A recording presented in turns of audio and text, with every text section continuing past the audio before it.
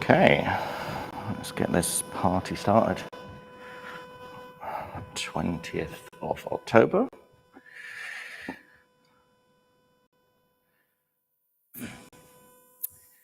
QA and test in Spain. Good morning.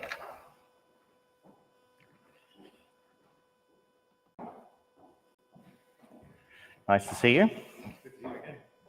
Hi. Welcome to the world of the metaverse. Metaverse, yes.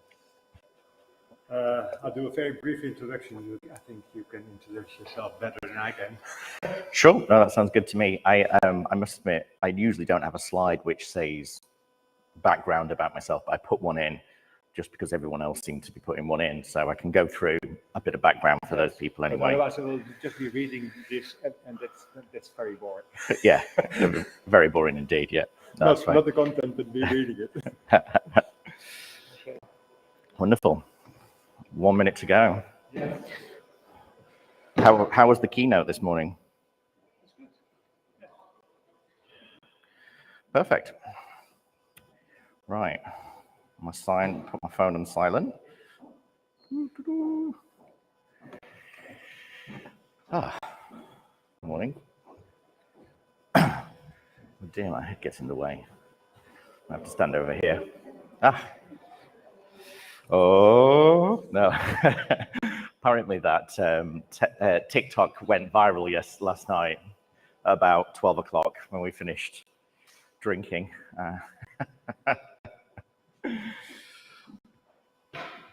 Okay, here we go.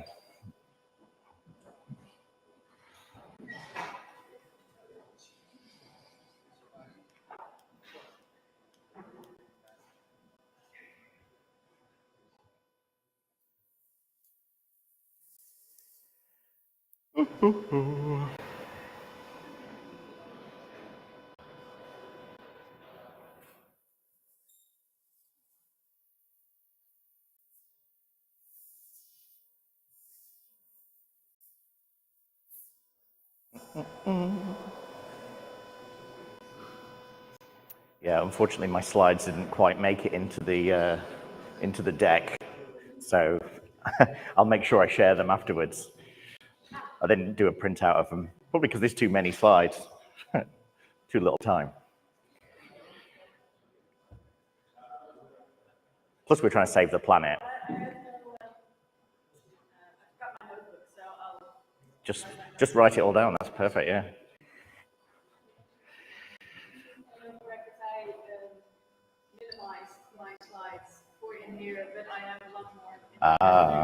That's clever. It's a good idea, actually. It's like a light version of the slide deck. Yeah, are you doing the green one later on today? Yeah, I'll be coming to that. It looks really good. Wait, let's do it.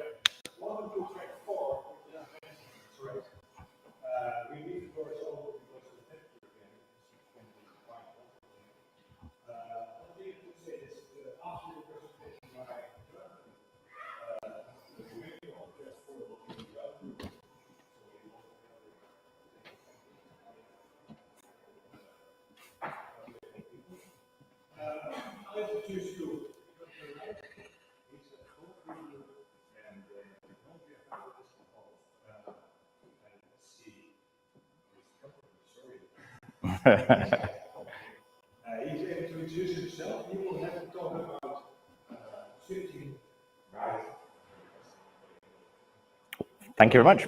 I'll take the stage. Fantastic. Well, we've got 58 minutes, so I'll try and leave some time at the end for some Q&A, but can't promise anything as of yet. So it's great to be here. There've been some fantastic talks. I'm actually really excited about tomorrow's talk on quantum, which they do have the notes in the book for, which is really good. I didn't decide to put any of the algorithms up on the whiteboard here, but yeah. So you probably see behind there, there's a whole stack of technologies that I've been kind of lucky enough to be, involved with over the last 25 years.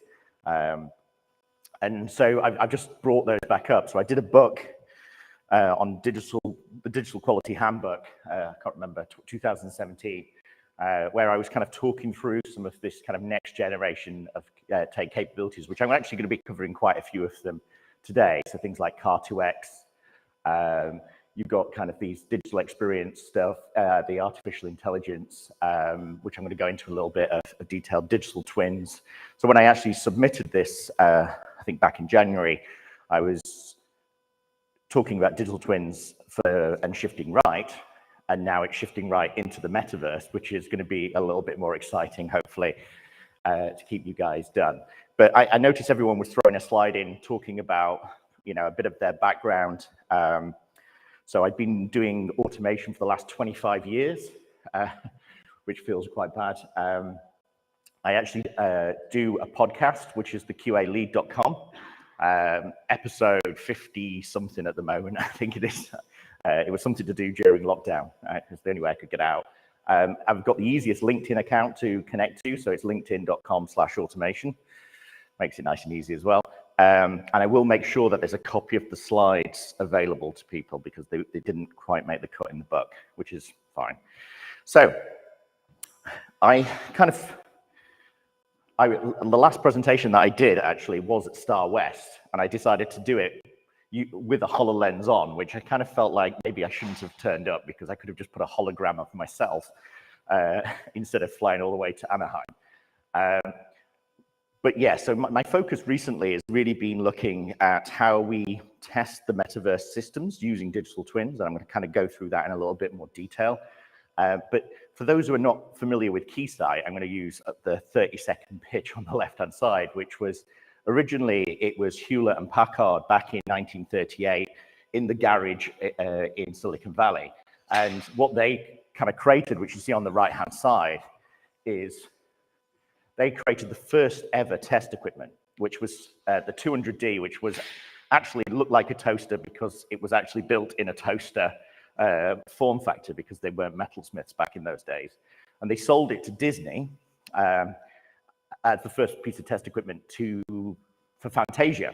So the first ever stereo because they could look at splitting the signals left and right to give the surround sound kind of effect. So ever since 1939, the test equipment's been building and building and building, and it's now Keysight. So its heritage goes all the way back to the birth of Silicon Valley. In the same way, on the right-hand side, I used to live a few miles away from a place called Bletchley Park, which is where Alan Turing put his original work on the singularity and artificial intelligence. So that was the best I could do with my TED talk. I was actually there a couple of weeks ago and did some live streaming around how things have changed. But still going back to that roots, to the heritage of nearly 100 years of testing, and now the largest testing company on the planet, which is interesting. And then to the right-hand side, I used to be a part of a company called Grid Tools, which were acquired by CA, which became Broadcom. Broadcom, another spin-off of HP, for those who are not familiar. But also, I've been part of another acquisition, which was Eggplant. Now, has anyone heard of Eggplant before? We got 1, 2, that's 3. That's good. Gareth will be happy, who's my boss, who's the CEO now. So Eggplant are in the kind of the top right-hand quadrant, which I'm going to go through in a little bit detail of what they do. But they're a model-based testing tool. So previously, when I was at Grid Tools, I looked after the product, which was Agile Requirements Designer, which was also a model-based testing tool. And it's really interesting because we obviously had a workshop yesterday around model-based testing and the principles, which kind of go back to Richard Bender and his work on MBT, but also using open source. So some of the Visual Studio plugins to actually allow you to do model-based testing without a tool, which you can do. It's not a tool-dependent methodology. So I also sit on the ISO committee 29119 part 8 for model-based testing. So it's more of an approach to how you approach to do some testing. So I'm going to give you an example of that first, just so you understand model-based testing. I'm going to talk about a case study that I did with MIT during lockdown. So hopefully it'll give you kind of a bit of context. So, like I mentioned, Fantasia, this is actually one of the first pieces of equipment. Apparently, it looks like a toaster because it was a toaster, but also they used to use their uncle's oven to actually bake these devices. And apparently roast dinner never tasted the same as well in the days, because literally everything was getting done out of the garages. So really kind of interesting bit of heritage. The other thing that I'm going to be talking a little bit about today is Ada Lovelace, which everyone seems to talk about at the moment, especially if you're in video. And what's really interesting is, not many people know this, but she was the first computer programmer back in 1815, but she also lived and died in this very beautiful place on the right-hand side, which is just a few miles away from one of our R&D locations. And I'm going to be talking about autonomous design automation, which is one of the things that we're doing at the moment, which is how it can generate all your tests just from a digital twin of observing the system. So I'm going to show you that as well. And I'm not going to do it live. I did it live at the Swiss testing days, and it was fun, but quite stressful. So let's get on to the first use case around model-based testing. And again, I wanted to make it really straightforward. So I did a book with some friends, accelerating software testing, artificial intelligence and machine learning, with Tarek King from test.ai, my good friend Iran, and a few others, again, during lockdown, which is why I look so husty. It's probably the nicest thing I can say about that photo. But actually, it includes this case study. So if anyone wants a copy, I can send you an ebook version or whatever. But I cover this MIT case study. So I mentioned I was part of a company called Grid Tools, acquired by CA and then Broadcom. And actually, this is me very many years ago. I'm trying to look at I think it's 2015 at Star East or West. And I did this example around, could you model Pokemon Go? And it was a bit of a challenge. Oh, 2016, I can see it. And what we did is we not only modeled it, but we automated the augmented reality on the right-hand side. So we actually fooled the devices to think they're walking around exploring cities and actually overridden the feed from the camera and the hardware GPS, and then all the gestures required to catch Pokemon, which felt a little bit like cheating. But at the same time, someone had kind of challenged us to say, it's impossible to automate all the possible permutations of Pokemon Go. But we used this same technology for when COVID hit to actually look at, initially, if you remember, contact tracing was GPS based. So the idea was your phone would tell you where you were, but it only sampled every 5 minutes. So the accuracy was really low. Of course, by the end of the project, we were starting to use Bluetooth proximity, which is what everyone's got in the room now. So it doesn't matter if you've got an Android phone or an Apple phone, we're all passing each other a unique token. And if I get COVID, it'll ping everyone, even if you're on different countries, different healthcare providers. But I want to use this example as a way of understanding maybe the complexity around model-based testing, and then go further down into how do you apply this to digital twins. So, very simple. I kind of took this one off kind of Dan North's kind of BDD kind of approach, but I kind of added in some basic, because straight away when we were all locked down, part of it is we didn't quite know how long we were supposed to be, staying safe. On the right-hand side, you'll see that we created a platform which was open source, non-for-profit, rolled out to less developed countries so that everyone could have a contract testing tool, but it also helped log information about how you were feeling and used all that additional data to pass back to, in essence, national statistics. So we were scanning the individual vaccines, and then you could then, log all your digital healthcare information. So straight away, you can see there's some complexity. So this is actually me getting my first vaccination boost. But there's no barcode on that one. There's actually an allocation of a set. And that was unfortunately because it was the the Oxford vaccine, not the Pfizer vaccine. Now, if you remember, there was quite a bit of controversy about the fact that Pfizer was 95% effective from the first jab. The Oxford one was 62% effective on the first jab. So you're taking your chances nearly 50-50, right? But once you've got your second jab, obviously, it then goes up to 100, virtually 90% or 95%. So depending on what mixture of different jabs you got, I don't know, I think we're all on about jab 5 now at the moment, you've got a certain amount of tolerance, and you all, we all react differently to these kind of vaccines. So how do we then? I thought as much. I know you did. How do you add in something where it's constant learning the information? So, what I was kind of fascinated with back in the day was actually, how many different combinations of routes that there potentially was. And the way we approached this was when we eventually went into doing testing against this, we actually looked at, okay, we've got to take the Google Maps data. So we took, if anyone's gone to Google Takeout, I would recommend going and have a look at it later. If you've ever owned an Android device, by default, it tracks every part of your movement. So 10 years of data I've got walking around, Boston or, London. And we used all of that data to synthetically generate over 2 billion historical routes through Boston, Massachusetts. And then literally, we then ran this digital twin, which is what you see on the left-hand side, which took us about 5 hours to generate.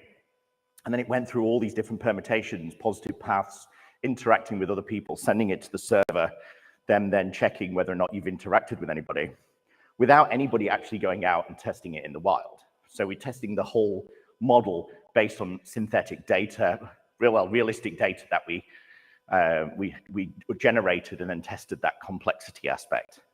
But part of that testing that complexity is, then you've got to add in all these different levels of, well, we know if you're in the do equivalence partitioning for a second, that actually if you're 0 to 17, it's a very small amount of percentage of chance of getting it in comparison to where I nearly fit in this last box. But I'm thankfully in this box at the moment, 3.9. But obviously it depends on your age, your health. Obviously my health's probably not as good, but there's all of these different components that are continuously changing. So is the model. And this is one of the interesting things about the model-based testing standard. If you get a chance to have a look at it, is you can understand how you model these incredibly complex scenarios, and you can be online or offline is the terminology they use, but it's very interesting. So anyway, that kind of leads into this year, thankfully. So I put a book out in March with Rex Black and Adam and a few other guys around artificial intelligence in software testing. This is more of an academic book, so it's based on the ISO 29119 Part 11 Artificial Intelligence for Software Testing standard, and it's some of the learnings that we've done from testing machine learning kind of based systems. So this next case study is actually in this book. If you, again, if you want a copy, I've even got my bot to actually talk it all the way through if you want to watch it on YouTube in 15 minutes. She's not a real person. She's just synthetically generated, like, this person doesn't exist.com. So things get much more complex when you start talking about, I've amended it to say mega cloud deployments or multi-cloud deployments, but this new ecosystem, I know there was a lot of talk yesterday about things like IoT, embedded systems. I'm going to cover things like robotics, autonomous driving, and a few other things in the case studies and a few videos of some of how we're testing some of those systems. But I wanted to kind of give you a bit of a teaser into, well, why metaverse, right? Why is everyone talking about metaverse? I mean, Gartner, I think it's next, no, I mean, KubeCon next week in Detroit, and then the week after I'm at the Gartner event. And obviously Gartner have put the metaverse as the biggest hype item for the next 7 years. So the runway 7 years for it to be fully realized, but it is at the highest point on the hype curve. And so some of these numbers here, I guess we're more interested down on the bottom right, where we're talking about artificial intelligence taking 50% of people's jobs, which hasn't gone down very well, but also some of these kind of use cases around potentially the size of these markets. So I did a session last week in Tokyo, which was around digital twins and artificial intelligence. I did it with a late Dr. Poppy Crum from Stanford University, who's a neuroscientist lecturer. And actually, you can watch all these on demand. So if you did want to learn a bit more about quantum computing, 5 and 6G, or autonomous vehicles, you can watch these completely free. And they're all just guests from thought leaders in the space, and it's available on demand. So if you just go to keysight.com, you can watch that. Now, originally, I'd not put any video in with audio, but I actually thought, because I plugged the audio system in, and actually run a quick video, which is to give you a bit of an idea about what Keysight does, and then I'm going to go through some examples. Harnessing the power of automation, businesses all over the world are using Keysight's end-to-end solution to test all technologies. We are empowering businesses to continually test, monitor, and analyze the digital user experience, and we're helping them do it faster. But with head-count tests, we're reducing the cycle time between high-quality releases and enhancing testing. So that means you can automate anything, it's non-intrusive, you can test as the real user, end-to-end testing, cross-platform testing, and of course, AI-driven testing. We are helping test, design, and take down the barriers. We are being able to simplify the automated testing of complete end-to-end environments. In doing so, we can automate real components as well as bring in realistic emulations of components so that we can isolate and measure particular characteristics under a range of conditions. By leveraging advanced AI emulation capability, Xiaomi improved product quality by testing and validating 5G smartphone performance in Spain from its Beijing lab when COVID regulations didn't permit international travel. As a result, Xiaomi was able to simulate phone signals in multiple locations to measure the impact of network fluctuations without physically having to be there. Testing is expanding beyond typical use cases. With the continued introduction of new technologies, whether it be autonomous vehicles, digital twins, or working in the metaverse, we're creating solutions for problems that don't even exist yet. Eggplant Labs continue to innovate and help shape the testing industry, bringing the tech together for next generation testing. We are partnering with organizations such as Microsoft and the US Department of Defense to invest in future work and next generation collaboration, helping disrupt the automotive industry with enhanced sensor testing in a digital twin environment, creating one of the first few test automation tools that can actually test the Oculus virtual reality workspaces. We're investing in VR today to help brands create new consumer opportunities for the metaverse, a market expected to reach 250 billion to 400 billion by 2025. What do they do? That's enough product demo I can see for the rest of this session. But I wanted to show that because there was a bits of the metaverse side of things which I didn't actually have in my deck. And I know there's a few people in the audience who we're doing a session at the moment around metaverse and retail. So one of our partners, Capgemini, are just helping Tommy Hilfiger to actually do retail testing in the metaverse for their metaverse-based stores, things like NFTs, non-fungible tokens. And so, yeah, so it's a really interesting domain. And this is why I wanted to kind of talk a little bit about digital twins, and then I'm going to go into kind of the metaverse side of things and how we test that. But I thought this would be probably the best example of, well, what is a digital twin? Now, people have probably already seen this before, but unfortunately, Bruce Willis has been diagnosed with an illness, unfortunately. And so he's actually given the rights to allow a digital twin version of himself to allow him to act in movies going forwards. And as you can see here, the technology that sits behind it. Now, we all know deepfakes and how they've been used, but it kind of gives you an idea of, Cambridge University published a study to say, if you've seen Transcendence with Johnny Depp, but if you could download your entire self and your cognitive understanding, you could, in theory, clone yourself and work for 50, 100, 200 different companies at the same time. Whether you should do that is a question. Whether or not Elon Musk manages to get the neural stuff to connect into your brain working correctly would be interesting. But there's some similarities between model-based testing and digital twins. But I wanted to kind of give a bit of scene setting of how we've approached digital twins. There was a lot of talk yesterday, out of the back of yesterday, while I was at lunch, around this kind of shift left mentality, where people are saying, oh, we want to test things earlier in the life cycle.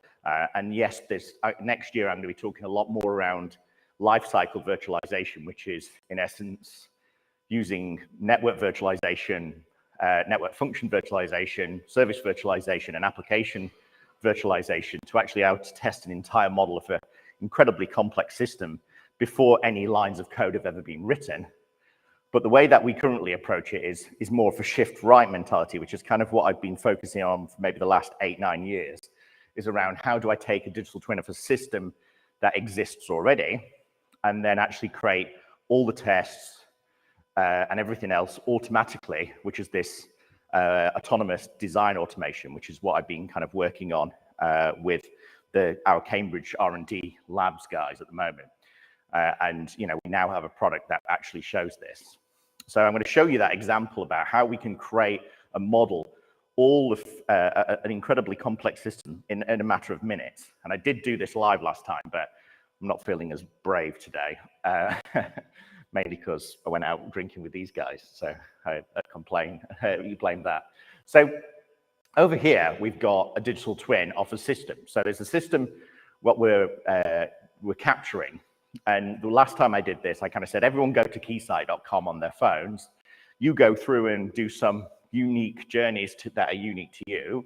And then at the end of the session, I will capture all those journeys. Obviously, there is other read people on our website as well. Create all the models, create all the tests, and then run those tests. Literally, all the same transactions that you did in the audience. And people literally in the audience went, yeah, that's my transaction. I changed the language to Japanese, and then I bought 3 items and did this. And it was like, well, this is just magic. Well, not really. It's just capturing user behavior and interactions with the system.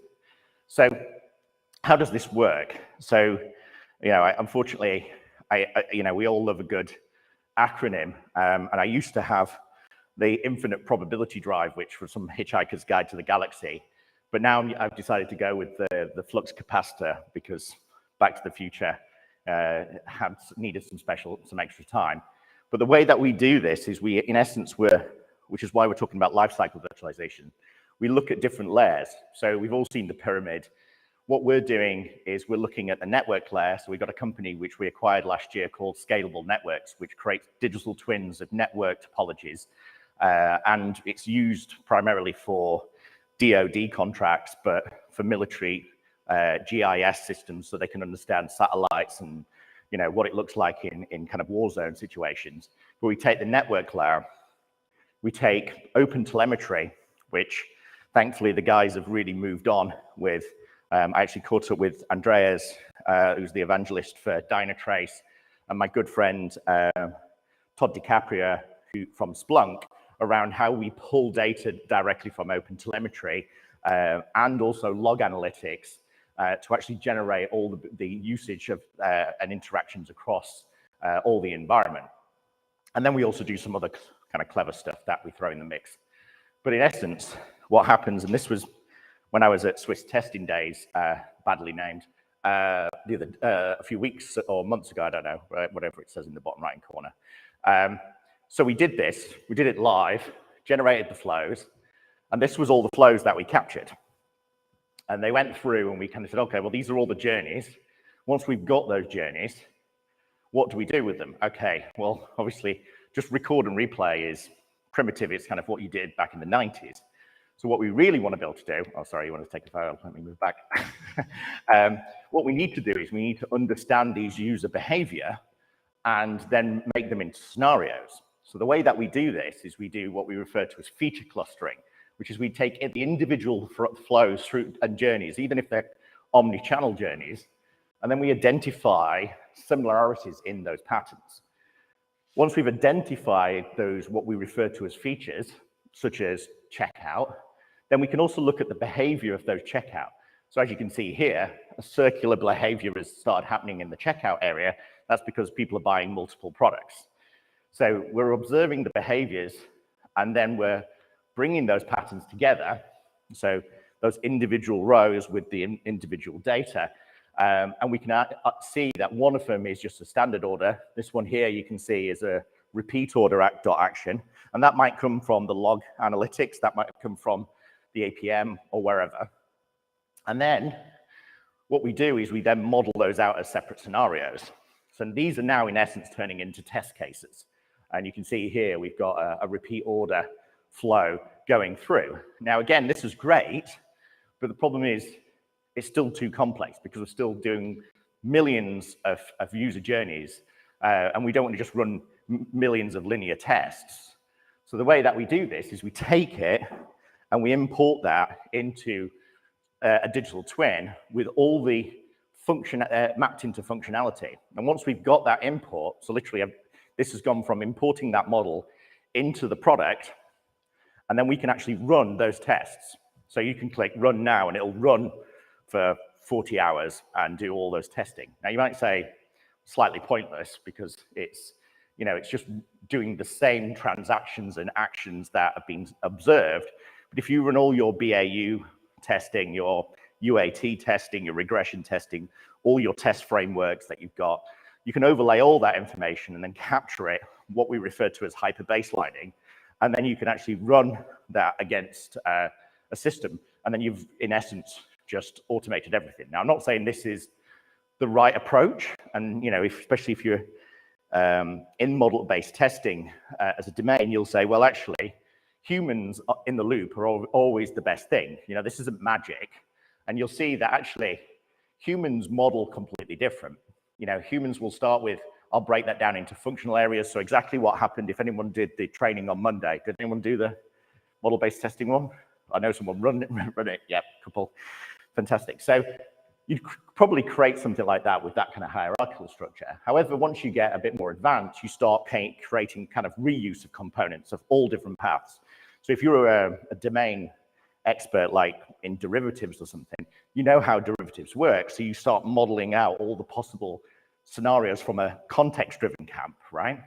So part of it is we're doing exactly the same, but obviously we're moving from a model which is, in essence, functional areas of the system to a model that actually is starting to understand that this is the core logic of the engine, what's running, if it's FX or derivatives or whatever, right?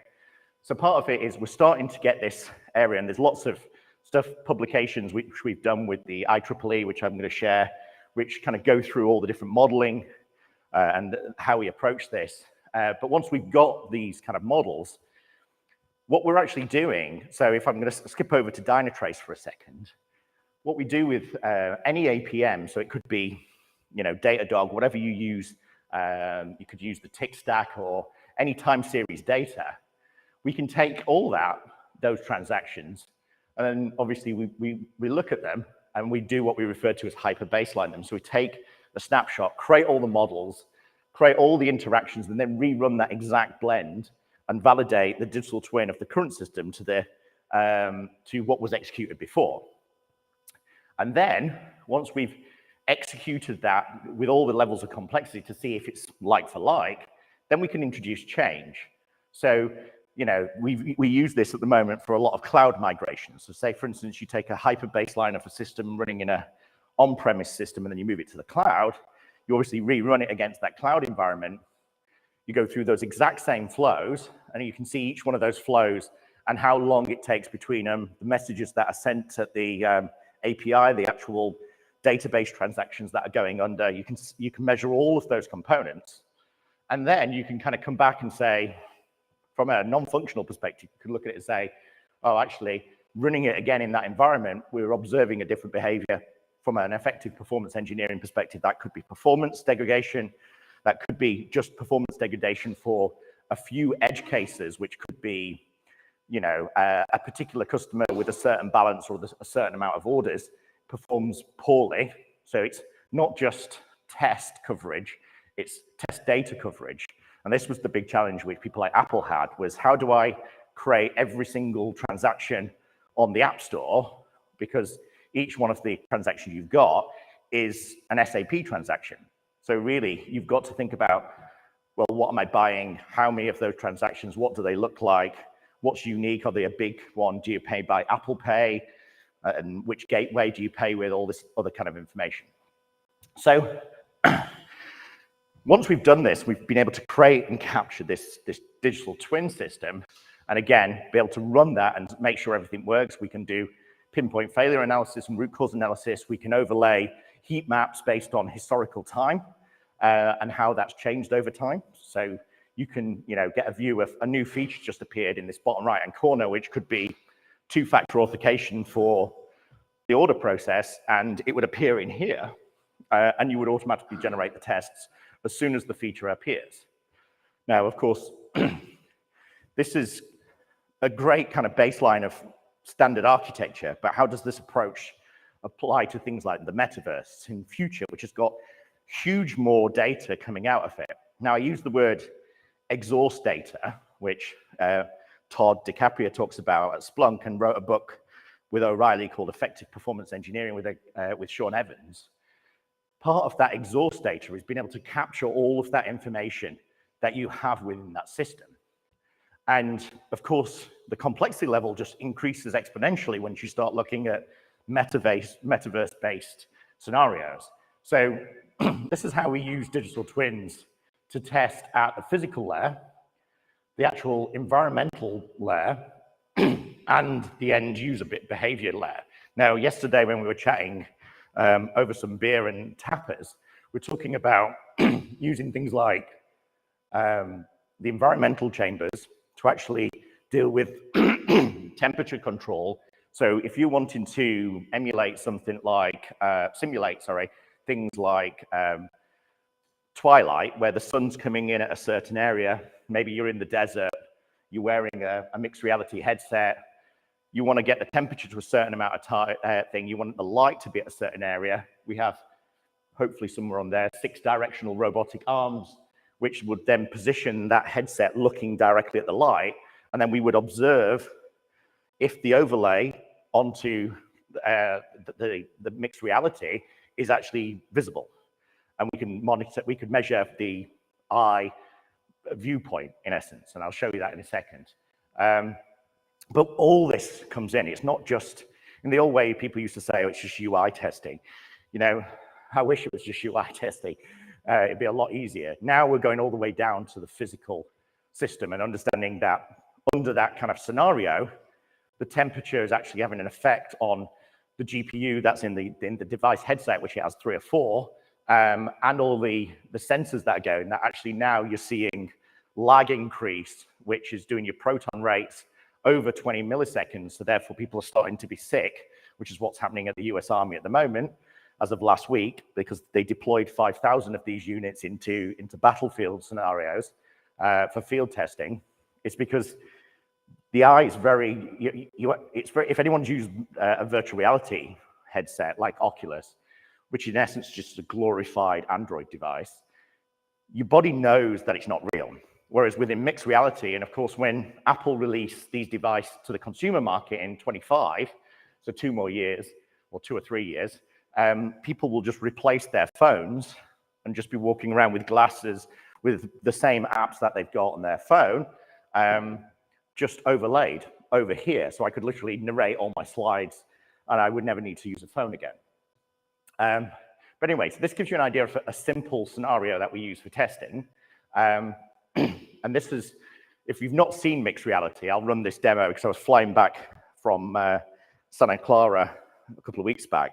And I was trying to get online to get the in-flight Wi-Fi, which is always a bit of a problem. I don't understand why you have to log in to the Wi-Fi unit. But obviously, I've just boarded the plane, and you can see that I've positioned this browser, which, don't worry, I'm not using Selenium. But then somebody asks me to get out my place. You can see it's held the position of the browser docked into my area. And I can then start interacting with that work environment. Now, we know that things like the Oculus Pro gets released on the 26th, so in 6 days. And what the Oculus Pro has decided to do instead of the standard Oculus is introduce mixed reality using the pass-through for the cameras, so people can collaborate in these kind of metaverse experiences.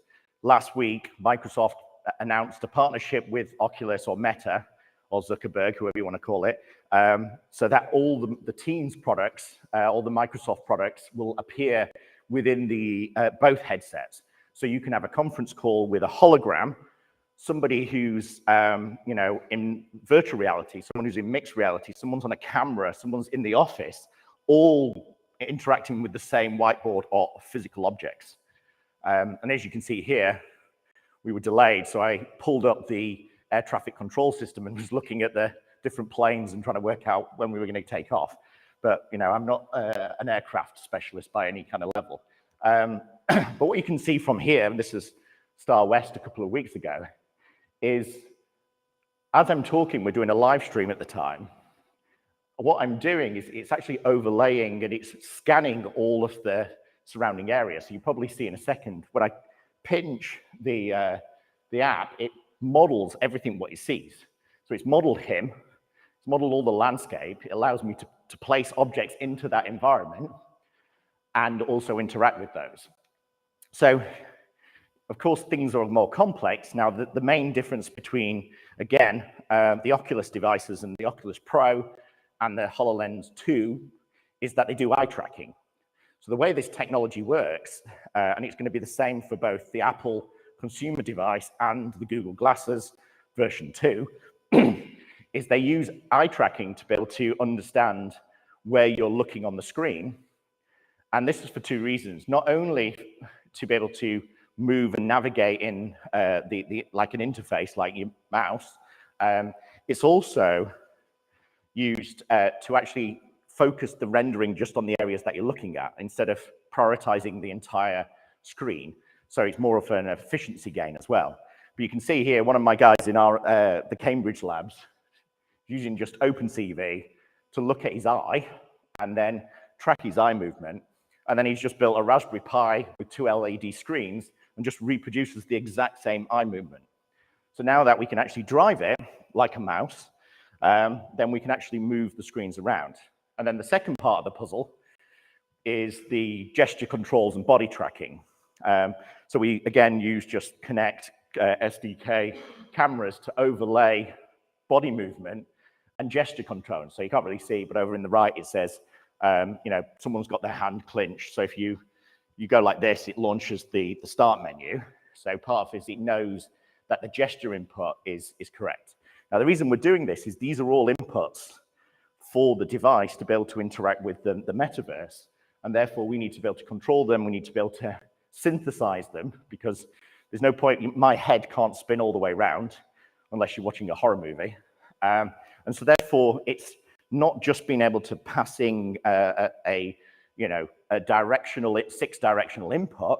It's about having a valid 6-directional input. So you've got your normal kind of headset configuration here on the right where you can see it's just rotating fully round. But when you're in this virtual environment, you need to be able to use things like computer vision to actually recognize objects. And of course, because it's wrapping round, it's not like it's a flat surface. So, the traditional approaches of using things like OCR or Tesseract or something like that just don't work in these kind of new environments. And you can see on the right-hand side, this is actually the Oculus, which is incredibly easy to automate because it's an Android underlining system with a Samsung system on chip. But once we're able to identify where the item is in this environment, then we can go and interact with it. So this is then where we go, okay, I want to go and interact with that tree.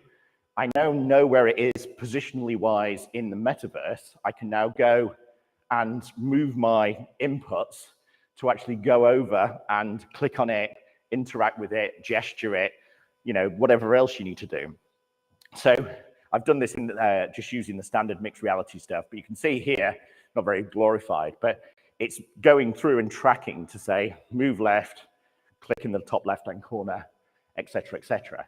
But as much as, you know, automating a browser is not really that important, but now you're in this environment, you've got all this telemetry information, or this device and the test information on the right-hand side. So we're able to pull out this huge amount of exhaust data saying, you know, the CPU is running at this, the frames per second, the tear on the screen. And of course, with the pass-through, we were also kept looking at the cameras and the camera feeds, all the sensor information, which is gigabytes worth of per minute, which then turns into petabytes worth of data if you run it for a full day.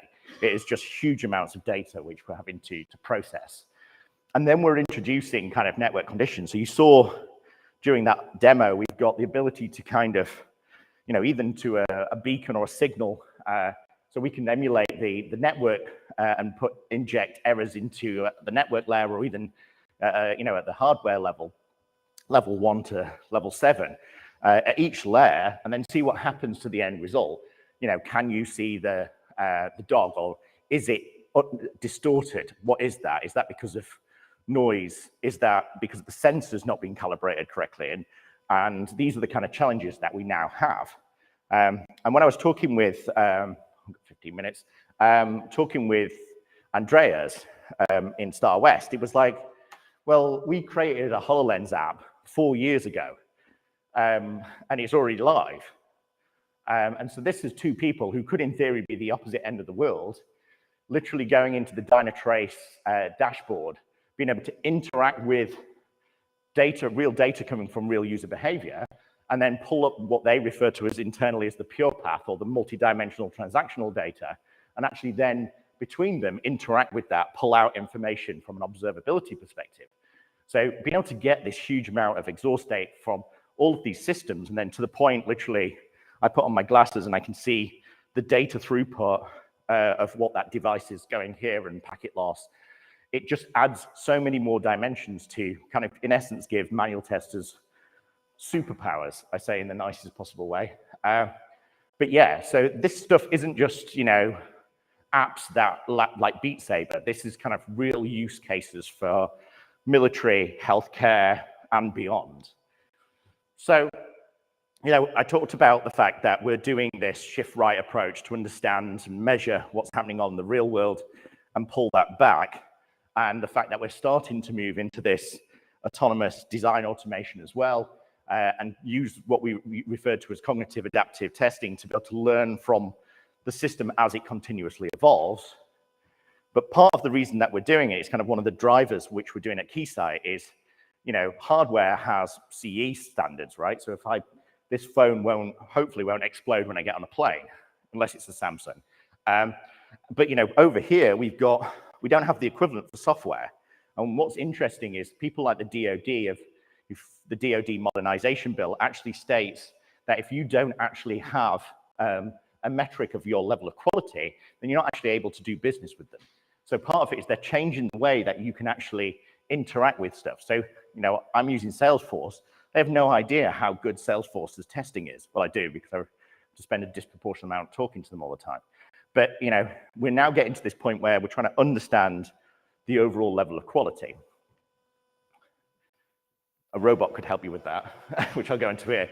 The other thing, which I know is tomorrow's topic, so I'm not going to steal any thunder, is we started to use Azure Quantum for actually taking all this exhaust data and then looking at how we can potentially leverage quantum computing to take huge sets of data from Azure Databricks or whatever else to be able to understand and start doing some analysis on all of this information. So incredibly difficult challenge, shall we say. Anyway, so I've realized that that is it. There's 10, 12 minutes worth of possible questions if anybody wants to have any questions to talk about.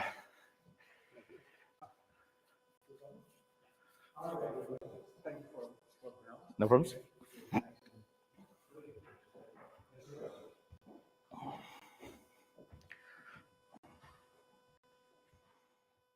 So when you talk about shift left testing in the previous era, to find defects early, because operations can be brought there. We are here seeing about shift right testing, and it's a bit contradictory to me, at least if I understand, is it applicable only for certain projects like awsometastical, but cannot be generalized?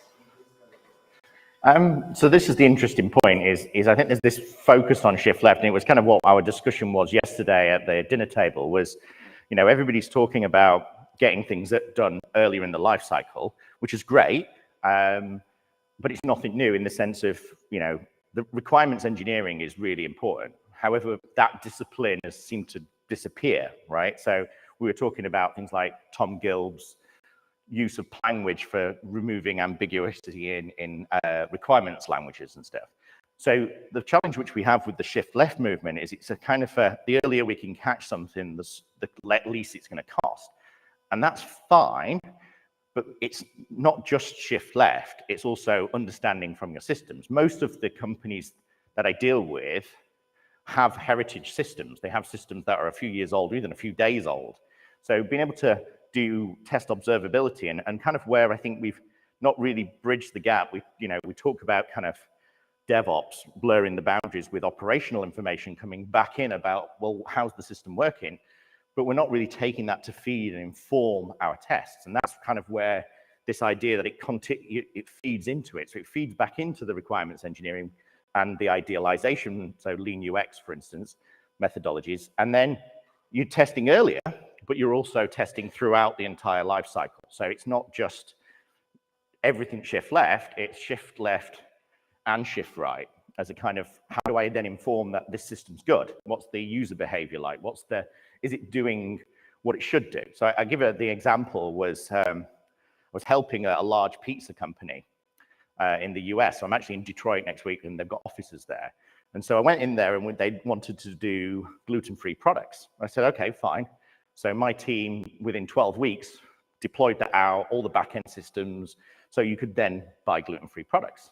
6 months later, we're looking at the dashboards, and it's just increasing revenue. Every month on month, it's still growing. And they were delighted with the success that we'd done. I came back to, I think it was Australia, or it might have been the UK. I came back and said, they wanted to do gluten-free. So we did the exact same thing. We rolled out the same kind of thing, different platform because it's Microsoft versus another platform. Same thing happened, increased in, month-on-month growth, and they were really happy. I then flew back and said to the guys, how's it going? They said, fantastic. We pulled all the metrics up, and suddenly they were making 20,000 loss a day because no one were buying gluten-free products.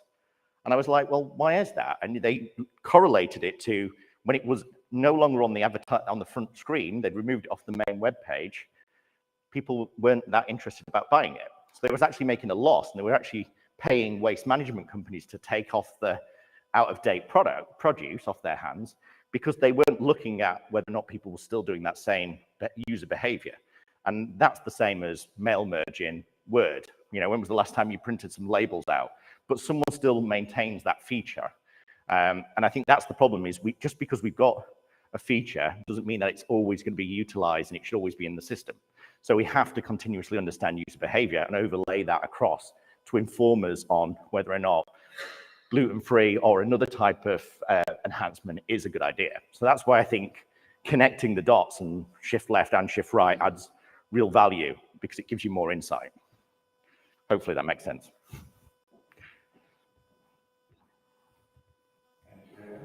Well, thanks for your talk. I'm currently speaking about the green software development, but my nickname is Lady Melko. I'm into, actually the guy that talked yesterday is my co-worker. And I was wondering, with model-based testing, is it also for smaller companies? Because I know that a lot of large companies do it, but I'm currently working for Pfizer and they work with a lot of small projects. Yeah, it's interesting, and you say Pfizer, because I know they've got Lisp-based systems which predate COBOL, right? And someone's actually from your company said, can you do Lisp in the cloud as part of DevOps? And I said, well, you could, maybe it's not a good idea. The language is like 70 years old or whatever it is. But it's funny because healthcare and that pharmaceutical area is much better for model-based testing techniques. Oh, okay, that's good then. Went down the wrong tree, but yeah, it's actually quite interesting because I've rolled out model-based testing for people like Apple and other car manufacturers and all sorts of stuff. Large organizations, I know Intel, who are here, are massive into model-based testing, and they've just started using one of my friend Hugh Price's model-based testing tool. But actually, I think it's more successful with smaller organizations than it's large organizations, because not everybody is a natural-born critical thinking, modeler. Some people want to test it however they want to test. It depends which camp you're in. So actually, it's smaller organizations that benefit more from modeling. Now, the great thing about modeling is it's visual. So, and we're visual people that actually, if you think of the three amigos, you're sat there and you can all agree this is how the system works or it isn't. So actually, it's better for smaller teams than it's for larger teams. My recommendations would be, like I said, there's an ISO 29119 Part 8 standard on it, which is quite a lot of a read. But actually, there's a book that's been published by the ISTQB on model-based testing, which is fantastic. And I'd recommend just looking at that. Or I mentioned at the start, a guy called Richard Bender, or Dick Bender to his friends, which is an interesting name. He also publishes all of his stuff online for free. And he's also got an RBT tool that he actually is open source. And it's great for modeling. Or if you go into your book there, the workshop, they give you a number of free tools that can also be used in things like Visual Studio Code to create models. In all fairness, you can use anything. I use BizAgi, which is a XPDL business process modeling notation tool, which is free again. So there's lots of different tools that you don't need to use Visio. You don't need to invest in the tooling. You can just do the methodology, attach it, and have it living documentation. So that would be my recommendation: is start small, work with your colleagues, see how it goes. But there's more success, I think, with smaller organizations than there is with larger organizations that are much harder to pivot. And it's definitely a new way of thinking, even though model-based testing has been around for 30, 40 years.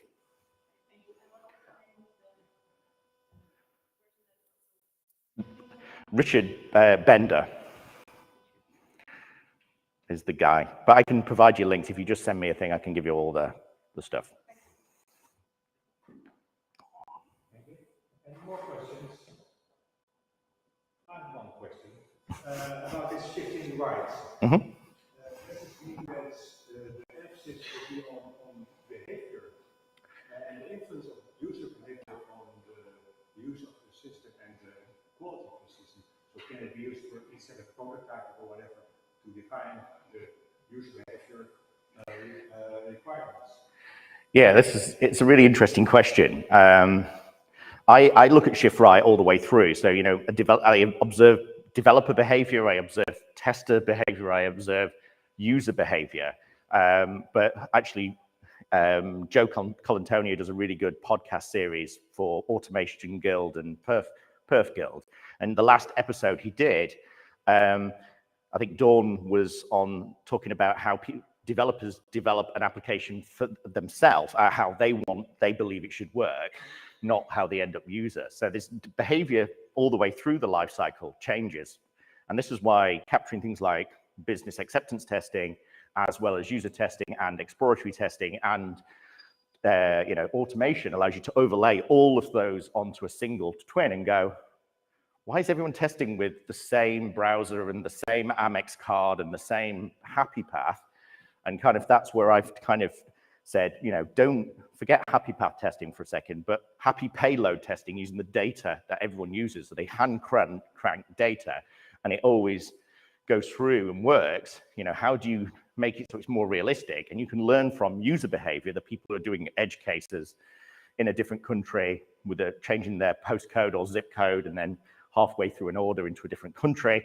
They're the ones that cause problems. And then you can track those edge cases that are happening and bring those into your make it more comprehensive tests with better coverage. So it is a kind of a coverage game in a way, but observing everywhere is the way to look. It's not just production.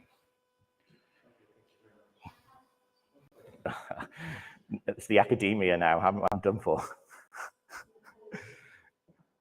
want to ask, what are the challenges that networks will pose to the testers in the coming times? What's the challenges in the next 10 months? In the coming time, maybe, yeah. Okay, yeah, so it's a great question. If I was paraphrasing someone like James Whittaker, right? James loves to kind of go in and say, testing's dead or something like that. But actually, I don't think it is. I think actually what I'm learning now is that the human in the loop is the most important thing. And actually, testers are incredibly valuable. And even if you're in the content camp or whatever, methodology you go towards, understanding the domain is incredibly valuable. So if you become a subject matter expert in healthcare, financial services, whatever it is, that's such a valuable skill, because the tools, it's not a tool problem, it's a people and process problem, right? So really focusing on leveraging your good testers, but how do you become a good tester, right? And this is the infinite problem we've got. So I was just chatting with Paul Gerard this morning, and we're trying to get to the point where testing's recognized as an engineering institute, like a chartered engineer status, right? If you're a surveyor or you're building bridges, there's a formalized, recognized, globally recognized kind of accreditation, whereas what we've got is certification, and obviously that's a very controversial topic, which I'm not going to talk about. But just because you pass a number of courses, you still need that peer and mentorship and professional development from organizations like the IEEE, the British Computer Society, whoever else, to help you progress your career. And I think that's the really difficult one, is how do we encourage testers to not just become a developer or just use automation tools. That's not going to help. It's all about how do you become a better tester. And I think they're the skills that we need to kind of focus on in the next 10 months. Because if AI, I don't want to use the word AI ever again, but after saying that, but if we can remove some of the, what I refer to as the digital grind, some of the boring tasks, the repetitive tasks, then we should be focusing on value creation. So what we can do to add real value, and that is human cognitive capabilities.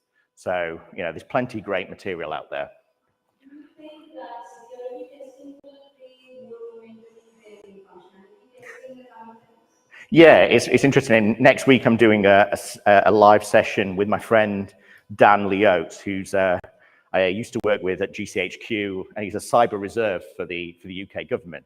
And it is amazing how much more network security, just security in general, is now part of the process. And I think it's always been the case, non-functional requirements, security, accessibility, performance have always been historically a second-hand citizen. I think we're all now getting to the point where things like OWASP or any other kind of just general framework, hack the box if you get bored tonight.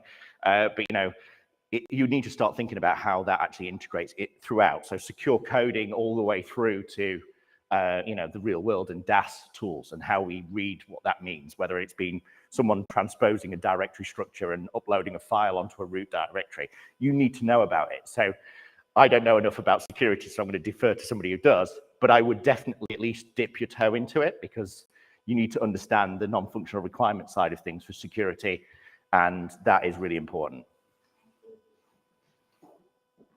Thank you. This was the final question. Thank you very much for your impressive presentation.